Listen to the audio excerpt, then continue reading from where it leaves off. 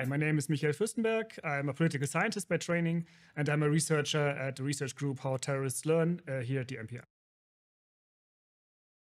What fascinates me about social anthropology as someone coming from political science, where it's more common to think in rather abstract structures and models, is the focus on details, on like everyday interactions that nevertheless say a lot about how larger groups and societies actually work.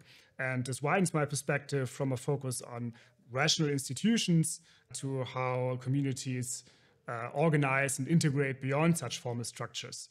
This is very helpful for my research, even if the classical method of social anthropology, participant observation, is not really an option with our topic. My current project is about the collective learning of right-wing extremism, or rather a specific subset of it that's especially radical, militant accelerationism, which advocates for terrorism to destroy modern liberal societies.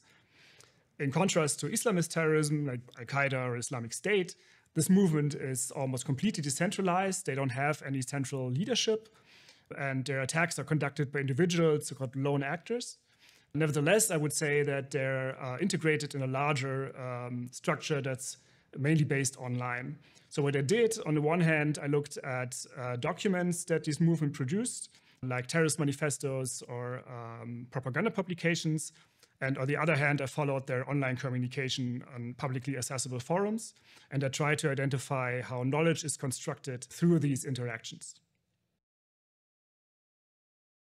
So one insight is that concepts and theories from other disciplines like business administration can actually be fruitfully applied to study of extremism and terrorist networks. I used, for example, the community of practice approach. Communities of practice, as the name suggests, are defined by the common practice of their members who work together based on a common interest or goal and not on some formal structures.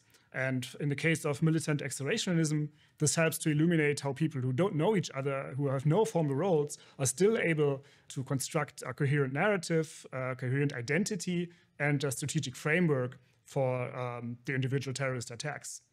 I also looked in more detail at the Halle terrorist attack, and I traced how this local act of violence was at every stage deeply embedded into this larger collective movement, from the inspiration the perpetrator got to how he presented the attack himself in English, and to the reception of the attack online and how it was used to produce further propaganda material.